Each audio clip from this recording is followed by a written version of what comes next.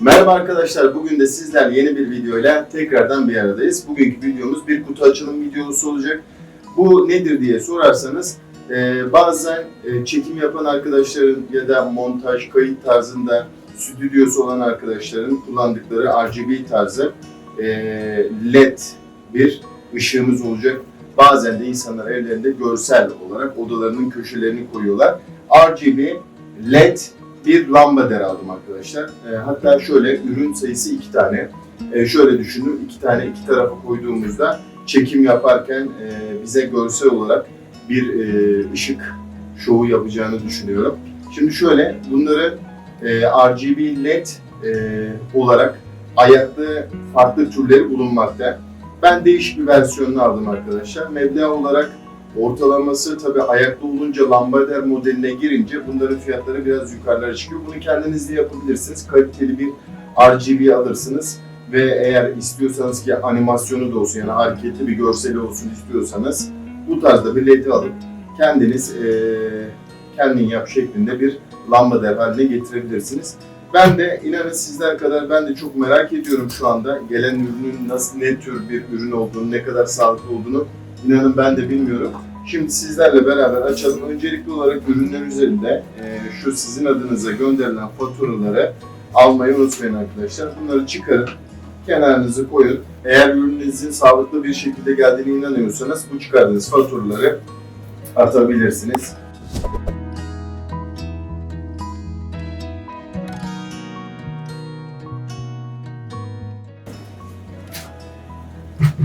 İçerisinden adaptör de çıktı arkadaşlar. Şöyle koyayım, bu kaç volttur diye. 5 volttur büyük ihtimalle. Yazıyor mu, herhangi bir şey yazmıyor. Zaten açtığım üzerine bakarız. Diğer 2 tane aldığım için içerisinde 2 tane.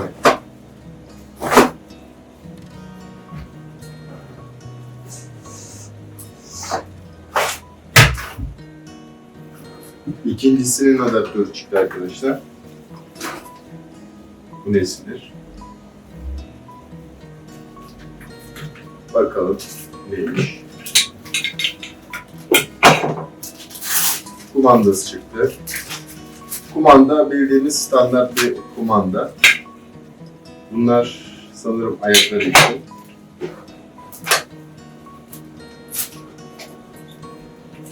İki ürün, iki ayrı kumanda çıkıyor arkadaşlar. Ve bana kalırsa tek kumanda ikisini de çalıştırabilir. Bir denemekte fayda var bunu. Şöyle kenara koyayım. Şu adaptörlere de bakalım kaçar voltmuş. 12 volt 1 amperlik adaptörleri var arkadaşlar. Eğer elinizde 12 volt 1,5 amper tarzında adaptörünüz ya da 2 amper tarzında adaptörünüz varsa bunları da kullanabilirsiniz. Bu 1 amper ışık yeterli olur ama daha böyle yoğun olsun istiyorsanız amperini bir tık daha yükseltebilirsiniz. Evet arkadaşlar şöyle söyleyeyim, RGB LED'ler şu gördüğünüz silindir borularının iç kısmına döşenmiş arkadaşlar, şöyle şerit şeklinde ve içerisinin üstüne gri bir kapatma yapmışlar.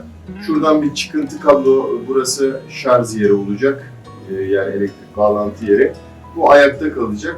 İstenilen görsellikte verir mi ya da istenilen renkleri sağlar mı bize bilmiyorum. Evet arkadaşlar, ürünün bir tanesinin şöyle montajını yapalım. 2 ayağı olacak zannedersem. Buralarda bu alüminyum bacakların geçeceği yerler var.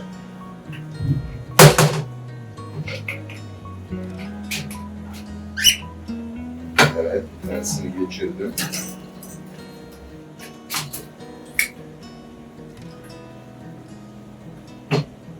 Şu şekilde arkadaşlar.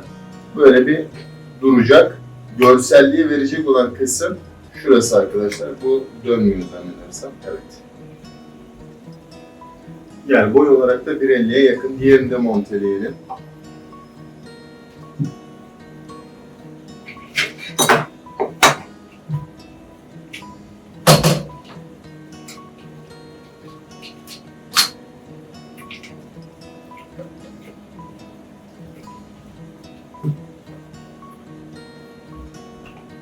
Bunu da koyduk. Böyle adaptörlerini de çıkarayım.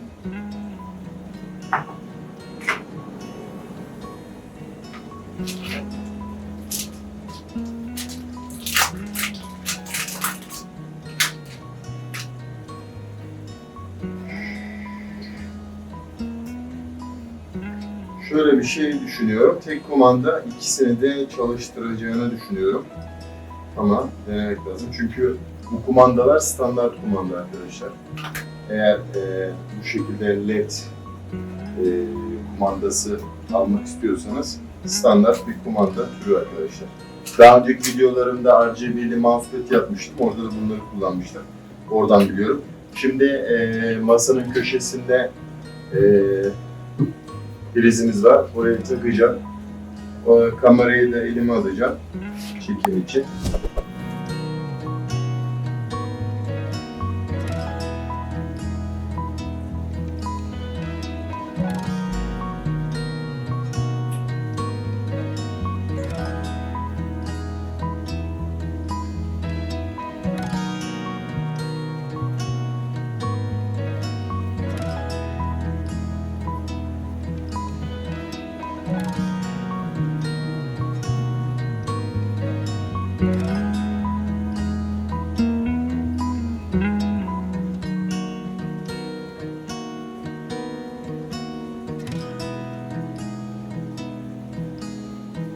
Evet arkadaşlar, söylediğim gibi tek kumandayla ikisini de çalıştırabiliyoruz arkadaşlar. Şöyle göstereyim. Tek kumanda ikisinin de çalışmasına yeterli oluyor.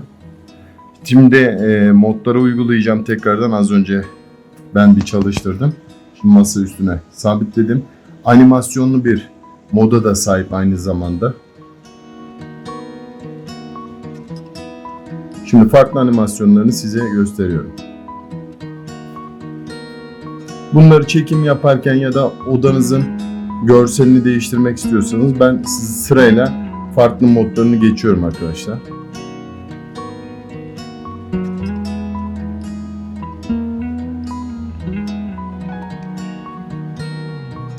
Gördüğünüz gibi belli bir noktadan sonra renk olarak yakalıyor. Animasyonlu, RGB, ortalama 250 tane modu varmış. Ben alırken öyle gösteriyordu.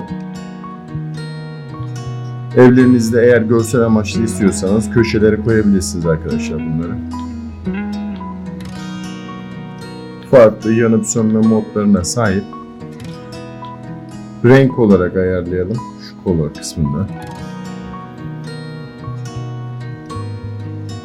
Farklı renk modlarına sahip, animasyon istemezseniz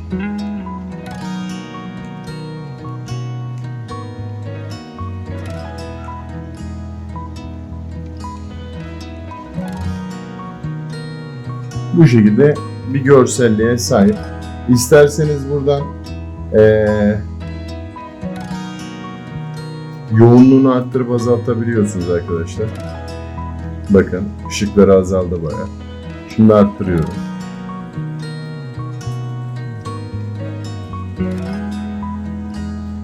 Gördüğünüz üzere yoğunlukları arttı.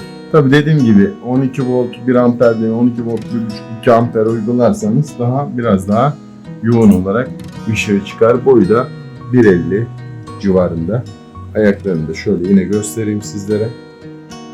Almak isteyen arkadaşlar için ben Trendyol üzerinden almışım.